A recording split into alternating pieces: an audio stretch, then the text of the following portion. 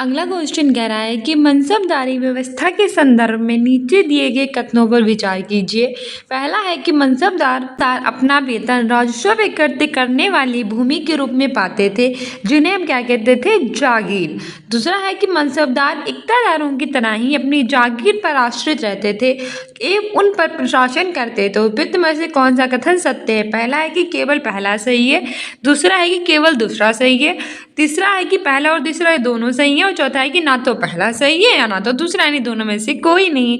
तो इसमें हमारा सही आंसर हो जाएगा ऑप्शन ए, केवल एक। यानी मनसबदार अपना वेतन राजस्व को एकत्र करने वाली भूमि के रूप में पाते थे, जिन्हें हम क्या कहते थे, जागीर। ठीक है, बिल्कुल सही है, लेकिन दूसरा वाला हमारा गलत है। ठीक है, आगे बढ़ते हैं। पहले व्याख्या देख लेते हैं। हमारी व्याख्या भी कह रही है कि पहला कथन सत्य है, क्योंकि मनसबदार अपना वेतन राजस्व को एकत्र करने वाले की भूमि के रूप में पाते थे, जिन्हें हम जागीर कहते थे। और दूसरा गलत है, क्योंकि मनसबदार इक्तादारों की तरह ही अपनी जागीरों पर आश्रित जो थे वो नहीं रहते थे और ना ही उन पर प्रशासन करते थे। उनके पास अपनी जागीरों से केवल राजस्व एकत्र करने का अधिकार था। उनकी जागीरें से उनके क्या करते थे, केवल अपने राजस्व को एकत्र करने का उनके पास अधिकार था। ये राजस्व उनके नौकरों और उनके लिए एकत्र करते थे, जबकि वे स्वयं किसी अन्य भाग में सेवारत करते थे। अगला क्वेश्चन कह रहा है कि निम्न पर विचार कीजिए। क्वेश्चन कह रहा है कि कथन और कारण वाला है। कथन ये है कि अकबर ने अपने शासनकाल में जागीरों का बड़ी सावधानी पूर्वक आकलन किया। कारण है कि ताकि इन जागीरों का राजस्व मनसबदारों के वेतन के तकरीबन बराबर रहे। तो कूट है कि पहला और दोनों, ये दोनों के सही और सही स्पष्टीकरण है। दूसरा कह रहा है कि दोनों सही है लेकिन सही स्पष्टीकरण नहीं है। तीसरा कह रहा है कि ये सत्य है और आर असत्य है, और चौथा कह रहा है ये असत्य है और आर सत्य है। तो इसमें हमारा सही आंसर हो जाएगा ऑप्शन ए, और दोनों सही और सही स्पष्टीकरण है। यानी कि अकबर के अपने शासनकाल में जागीरों का बड़ी सावधानी पूर्वक आकलन किया था और इन जागीरों का राजस्व मनसबदारों के वेतन के करीब था। ठीक है, आगे बढ़ते हैं। अगला क्वेश्चन कह रहा है हमारा कि औरंगजेब के शासनकाल में जागीरों से प्राप्त होने वाली राजस्व मनसबदार के वेतन से बहुत ही कम होती थी। कारण है कि औरंगजेब के शासनकाल में विभिन्न क्षेत्रों में उत्पादन में कमी हुई तथा मिलने वाले राजस्व में भी गिरावट आई। पहला है कि ये और दोनों सही है और सही स्पष्टीकरण है। दूसरा है कि सही है लेकिन स्पष्टीकरण सही नहीं है। तीसरा है कि ये सत्य और आर असत्य है। चौथा है कि ये असत्य है और आर सत्य है। इस तरह के क्वेश्चन सीटेट वगैरह में काफ़ी पूछ ले जाते हैं। मैंने हर तरह के क्वेश्चंस ले लिए हैं, तो इसमें हमारा सही आंसर हो जाएगा ऑप्शन सी, ये सत्य है लेकिन जो आर है वो असत्य है। ठीक है, व्याख्या कह रही है कि औरंगजेब के शासनकाल में जागीरों से प्राप्त होने वाला राजस्व मनसबदार के वेतन से बहुत ही कम होता था, जिसका कारण होता था कि मनसबदारों की संख्या में अत्यधिक वृद्धि होती थी, बहुत ज़्यादा वृद्धि हो जाती थी, जिसके कारण इस कारण उन्हें जागीर मिलने से पहले लंबा इंतजार करना पड़ता था। जागीरों की संख्या में भी कमी हो जाती थी। मतलब ये है कि औरंगजेब का जब शासनकाल थे तो उनसे जो राजस्व प्राप्त होता था बहुत ज़्यादा कम होता था। तो इससे क्या हुआ कि मनसबदारों की संख्या में तो बढ़ ही गई और मिलने वाला उनसे जो वेतन था बहुत ही लंबे इंतजार के बाद मिलता था और बहुत ही कम मिलने लगा था। ठीक है, अगला क्वेश्चन कह रहा है कि मुगल काल में जमींदारी शब्द का प्रयोग किसके लिए किया जाता था? ऑप्शन ए है किसी ग्राम के मुखिया के लिए जो राजस्व एकत्रित करता था। दूसरा है कि किसी क्षेत्र के स्थानीय सरदारों के लिए जो राजस्व संग्रह करता था। ऑप्शन सी है दोनों के लिए, और ऑप्शन डी इनमें से किसी के लिए नहीं। सही आंसर हो जाएगा इसमें हमारा ऑप्शन सी, दोनों के लिए। यानी कि मुगल काल में जो जमींदारी शब्द का प्रयोग था वो किसी गांव के मुखिया के लिए करते थे जो कि राजस्व था उसको एकत्रित करता था। और दूसरा भी सही है कि किसी क्षेत्र के स्थानीय सरदारों के लिए जो राजस्व था उसका संग्रह करता था। ठीक है, तो ऑप्शन सी सही हो जाएगा। हमारी व्याख्या कह रही है कि मुगलों की आमदनी का प्रमुख साधन किसानों की उपज से मिलने वाला राजस्व था। जो भी किसानों की उपज से राजस्व मिलता था वो मुगलों की आमदनी का क्या था, प्रमुख साधन था। अधिकतर जो स्थान थे उन पर किसान गांव के मुखिया या फिर स्थानीय जो सरदार होते थे उनके माध्यम से जो राजस्व थे वो देते थे। और समस्त माध्यमों के लिए, चाहे वह गांव का मुखिया हो या फिर शक्तिशाली सरदार हो, मुगल इसके लिए किसका प्रयोग करते थे? जमींदारी शब्द का प्रयोग करते थे। अगला क्वेश्चन कह रहा है कि मुगल काल में जब्त किस ओर इंगित करता है? ऑप्शन ए है राजस्व को प्राप्त करने की व्यवस्था हो। ऑप्शन बी है किसी दूसरे राज्य का संसाधन हड़पने को।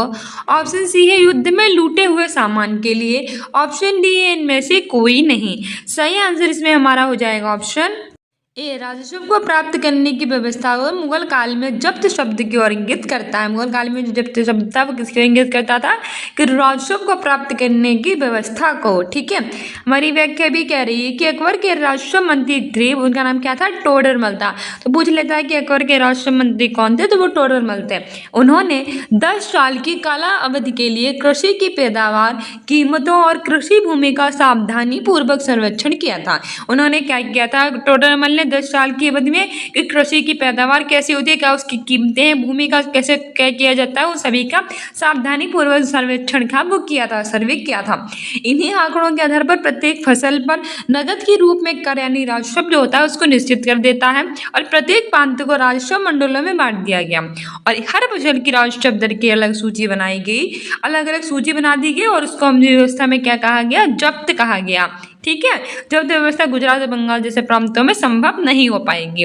ऐसे क्वेश्चन है लेखपाल वगैरह में अधिक आते हैं, मतलब लेखपाल में, टीचिंग में, बिहार शिक्षक भर्ती में, यूपी में, हर तरह के गवर्नमेंट एग्जाम्स के लिए आपकी हिस्ट्री की क्लासेस है मोस्ट इंपॉर्टेंट है और ये सब प्रीवियस ईयर के पेपरिंग है, सब पूछे जा चुके हैं।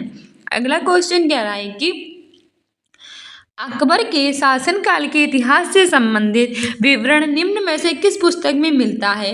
ऑप्शन ए है तबकात ए अकबरी, ऑप्शन बी है अकबरनामा, ऑप्शन सी है तारीख ए अल्फी, ऑप्शन डी है मज्म उल बहरीन। तो इसमें हमारा सही आंसर हो जाएगा ऑप्शन बी अकबरनामा। ठीक है, अकबर के शासनकाल के इतिहास से संबंधित विवरण है वो अकबरनामा में मिलता है और अकबरनामा अबुल फजल ने लिखी थी। ठीक है, आगे बढ़ते हैं। हमारी व्याख्या कह रही है कि अबुल फजल ने अकबर के शासनकाल का इतिहास कितने जिल्दों में लिखा था, 3। ठीक है, 3 जिल्दों में लिखा था और इसका शीर्षक क्या रखा गया था, अबुल फजल ने जो अकबरनामा लिखा था वो 3 जिल्दों में लिखा था और इस अबुल फजल ने अकबर के शासनकाल का जो इतिहास था वो 3 में लिखा था और जिसे अकबरनामा इसका शीर्षक रखा गया था। पहली जिल्द में जो काफ़ी बार एग्जाम में पूछा जा चुका है कि पहली जिल्द में क्या था, तो उस अकबर के जो पूर्वज थे उनका बयान था। दूसरी जिल्द में अकबर की शासनकाल की जो घटनाएं थी उसका था और तीसरी जिल्द में आईने अकबरी थी। ठीक है, इसमें प्रशासन का, घराने, सेना, राजस्व और साम्राज्य के भूगोल के बारे में हमें जानकारी मिलती है। तो इस एक क्वेश्चन से कितने क्वेश्चन बनेंगे कि अकबरनामा किसने लिखी है, अबुल फजल ने लिखी है। अबुल फजल ने अकबर का शासनकाल का इतिहास कितनी जिल्दों में लिखा है, 3 जिल्दों में लिखा है। इसका शीर्षक क्या था, अकबरनामा था। पहली जिल्द में क्या था, अकबर के पूर्वज थे। दूसरी जिल्द में क्या था, उनकी घटनाएं थी अकबर के शासनकाल की और तीसरे जिल्द में जो था वो आईने अकबरी था। आईने अकबरी किस जिल्द में था, वो तीसरी जिल्द में था, मोस्ट इंपॉर्टेंट है। ठीक है, आगे बढ़ते हैं। अगला क्वेश्चन क्या रहा है हमारा 21 नंबर का कि मुगल काल से संबंधित विभिन्न विभाग होते हैं, उनके पदाधिकारी होते हैं, तो एक को दूसरे से हमें मिलान करना है। तो हमारी सूची 1 है, सूची 2। सूची 1 में प्रांतों के प्रशासक, प्रांतों की वित्तीय अधिकारी, धार्मिक और धर्मार्थ किए जाने वाले कार्यों का मंत्री और सेना नायक है। इधर सदर है, फौजदार है, सूबेदार है, दीवान है। तो बताइए इसमें कौन सा सही है, तो इसमें हमारा सही आंसर हो जाएगा इसमें हमारा ऑप्शन बी। ठीक है, बी हमारा बिल्कुल सही है। वाले का 3 यानी प्रांतों के प्रशासक हैं वो हमारे क्या थे, वो हमारे सूबेदार थे। ठीक है, प्रांतों के प्रशासक सूबेदार थे। और बी वाले का क्या हो जाएगा 4 यानी प्रांतों के वित्तीय अधिकार किसे कहते थे, दीवानों को कहते थे। सी का 1 हो जाएगा यानी धार्मिक और धर्मार्थ किए जाने वाले कार्यों का मंत्री सदर है। और सेना नायक की बात की ना डी वाले का, तो वो 2 हो जाएगा यानी कि फौजदार। सेना नायक जो थे वो फौजदार थे।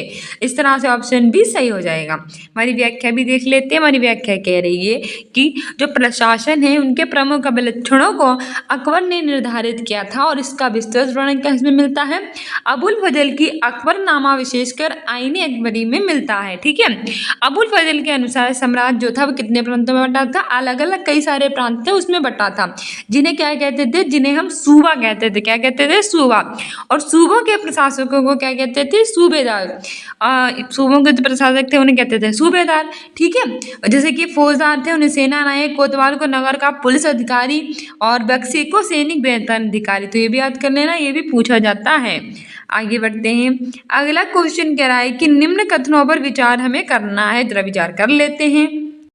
पहला है कि अकबर ने इबादत खाने में विभिन्न धार्मिक गुरुओं के साथ धर्म के मसलों पर चर्चा शुरू की। और दूसरा है कि इबादत खाने में चर्चाओं के दौरान अकबर की समझ बनी कि जो विद्वान धार्मिक रीति और मताधनता पर बल देते हैं वे अक्सर कट्टर होते हैं। तो इनमें से कौन सा कथन सत्य है? पहला है कि केवल पहला वाला सही है, दूसरा है कि केवल दूसरा वाला सही है, तीसरा है कि पहला और दूसरा दोनों सही है, चौथा है ना तो ये सही है ना तो ये सही है। तो इसमें से हमारा सही आंसर हो जाएगा ऑप्शन सी सही है, ना तो फर्स्ट और ना ही सेकंड, यानी कि दोनों के दोनों सही हैं। ठीक है, फर्स्ट और सेकंड दोनों सही हैं। अकबर ने इबादत खाने में विभिन्न धार्मिक गुरुओं के साथ धर्म के मसलों पर चर्चा की, बिल्कुल सही है।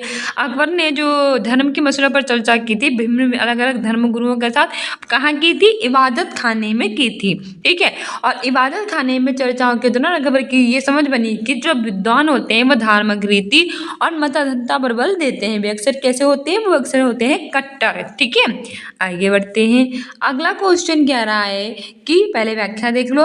1570 में कब हुआ था?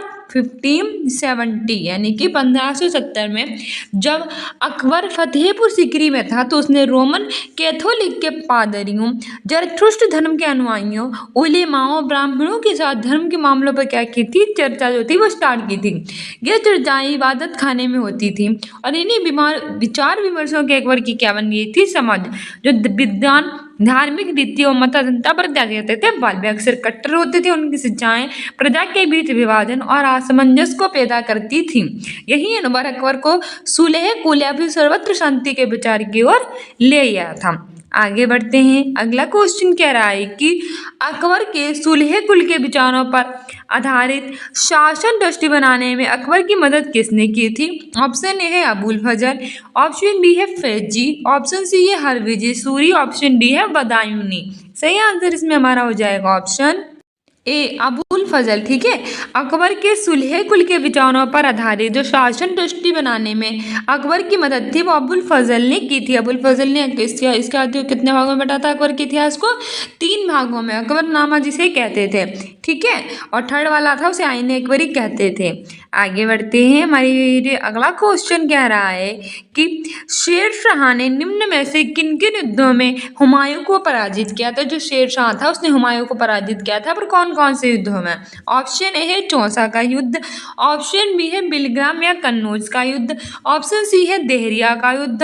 तो पहला सही है, दूसरा है कि केवल पहले और तीसरे में पराजित किया था, तीसरा है कि दूसरे और तीसरे में, चौथा है पहले और दूसरे में। सही आंसर इसमें हमारा हो जाएगा ऑप्शन डी, केवल पहले और दूसरे में। यानी कि हुमायूं को शेर शाह ने चौसे का युद्ध और बिलग्राम, इसे हम कन्नौज का युद्ध कहते हैं, इन दोनों में पराजित किया था। ठीक है, चौसा का युद्ध बहुत बार एग्जाम में पूछा जा चुका है, और बिलग्राम में कन्नौज का युद्ध, तो ये किनके बीच में हुआ था? शेर शाह और हुमायूं के बीच में। और चौसा का युद्ध बिलग्राम फिर कन्नौज के, उन दोनों युद्धों में हुमायूं की पराजय हुई थी, शेर शाह ने इन्हें पराजित कर दिया था। ठीक है, हमारी व्याख्या कह रही कि शेर शाह ने 1539 में चौसा के युद्ध में हुमायूं को बहुत गलत तरह से पराजित किया, बुरी तरह से। शेर खान ने इस युद्ध में अपने को सुल्तान घोषित किया था। शेर खान ने क्या किया था? इस युद्ध में अपने को क्या घोषित किया था? सुल्तान घोषित किया था। ठीक है, कौन से युद्ध में सुल्तान घोषित किया? 1539 में हुए चौसा के युद्ध में। और शेर शाह की उपाधि भी धारण की थी। तो और उसके बाद क्या हुआ? उसने जल्दी बंगाल पर अधिकार कर लिया और पूर्व में मुगलों की शक्ति को पूरी तरह से क्या कर दिया? नष्ट कर दिया। और फिर कहाँ पहुँच गया? कन्नौज। फिर 1539 के बाद 1540 में क्या हुआ? कन्नौज, या फिर जिसे हम कहते हैं बिलग्राम का युद्ध। तो पूछ लेगा कि कन्नौज या बिलग्राम का युद्ध कब हुआ? 1540 में हुआ। किन के बीच में? हुमायूं शेर शाह के बीच में। कौन जीता? तो शेर शाह सूरी जीत गया। कौन हारा? तो हुमायूं हार गया। ठीक है, और ये निर्णायक तौर पर इसमें हुमायूं की क्या हो गई? पराजय। दिल्ली पर शेर शाह का पूरी तरह से नियंत्रण हो गया और द्वितीय अफगान साम्राज्य की भी नींव पड़ चुकी थी। ठीक है, तो इसमें आपको याद करने के लिए कौन कौन से क्वेश्चन आपको इसमें याद करने हैं कि 1539 में कौन सा युद्ध हुआ? चौसा का युद्ध हुआ। किनके बीच में हुआ? हुमायूं और शेर शाह सूरी के बीच में हुआ। पराजय किसकी हुई? हुमायूं की। इसमें हुमायूं ने क्या किया? इसमें शेर खान ने क्या किया? शेर शाह की उपाधि को धारण किया। कन्नौज और बिलग्राम का युद्ध कब हुआ? 1540 में हुआ। हुमायूं और शेर शाह के बीच में हुआ और हुमायूं की पूरी तरह से पराजित हो गया। और दिल्ली पर द्वितीय अफगान साम्राज्य की नींव पड़ गई और शेरशाह का नियंत्रण हो गया। ठीक है, अगला क्वेश्चन कह रहा है कि शेरशाह सूरी के संदर्भ में निम्न कथनों पर विचार कीजिए। पहला है कि शेरशाह सूरी ने प्रशासन में अलाउद्दीन खिलजी के तरीकों को अपनाया था और अपने साम्राज्य को मजबूती प्रदान की थी। यानी कि जैसे कि अलाउद्दीन खिलजी का शासनकाल था, उसी तरह के प्रशासन को क्या किया था, शेरशाह सूरी ने अपनाया था। उस तरह करके उसने अपनी साम्राज्य को क्या कर लिया था, मजबूत कर लिया था। बताइए सही है या नहीं है। दूसरा कह रहा है कि मुगल सम्राट अकबर ने शेरशाह की प्रशासन व्यवस्था से कुछ तत्वों को अपनाया था, जबकि दूसरा हमारा ये ऑप्शन कह रहा है कि जो अकबर है उसने क्या किया कि शेरशाह की प्रशासन व्यवस्था से कुछ तत्वों को ही अपनाया। तो ये बताइए, तो पहला सही होगा या तो दूसरा सही होगा। बताइए इसमें से कौन सा सही है। तो केवल पहला, केवल दूसरा, दोनों के इनमें से कोई नहीं। तो इसमें हमारा सही आंसर हो जाएगा ऑप्शन सी, 1 और 2 दोनों। यानी कि शेरशाह सूरी ने प्रशासन में अलाउद्दीन खिलजी के तरीके थे उसे अपनाए थे और क्या किया था, अपने साम्राज्य को मजबूती प्रदान की थी। जैसे कि अलाउद्दीन खिलजी के प्रशासन के तरीके थे, वैसे ही शेरशाह सूरी ने अपनाया और इससे क्या हुआ कि उनके साम्राज्य को मजबूती प्रदान कर दी गई। बहुत सही है। दूसरा है कि मुगल सम्राट अकबर ने क्या किया था कि शेरशाह की प्रशासन व्यवस्था से कुछ तत्वों को अपनाया था। तो ये भी सही है। इसमें देखो अकबर है, अकबर, और इसमें देखिए क्या है, शेरशाह सूरी है। तो कंफ्यूज मत होना। शेरशाह सूरी ने क्या किया, अलाउद्दीन खिलजी के तरीकों को अपनाया। मुगल सम्राट अकबर ने क्या किया, शेरशाह की प्रशासन व्यवस्था से कुछ तत्वों को अपनाया। ठीक है, दोनों ने ही अलाउद्दीन खिलजी के शासन व्यवस्था को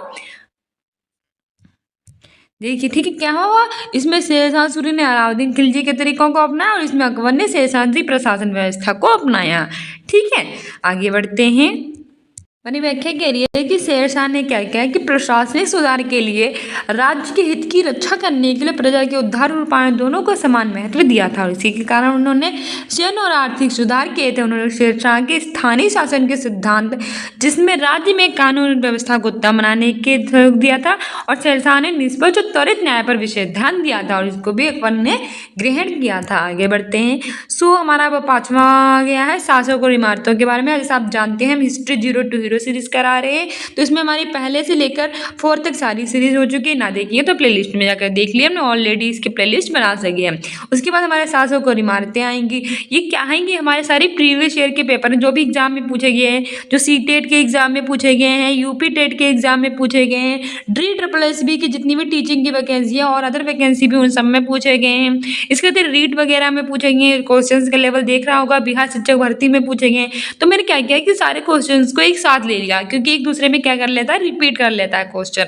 तो अगर आप ये 0 to हीरो सीरीज देखेंगे तो आपको ऐसे ही क्वेश्चन अपने एग्जाम में देखने को मिलेंगे, चाहे किसी भी एग्जाम की तैयारी कर रहे हो।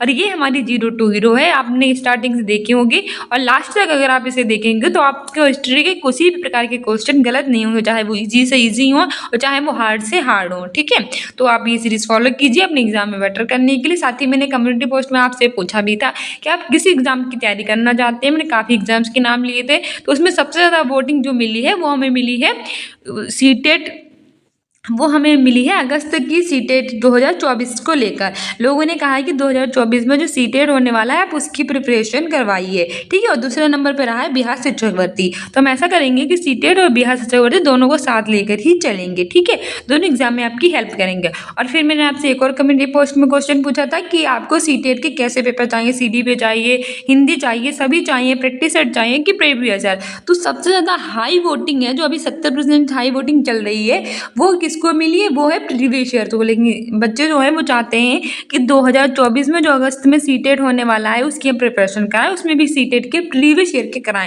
वैसे हम ऑलरेडी प्रीवियस ईयर करा रखे हैं और उसकी हमने प्लेलिस्ट भी बना रखी है, आप चाहें तो देख सकते हैं।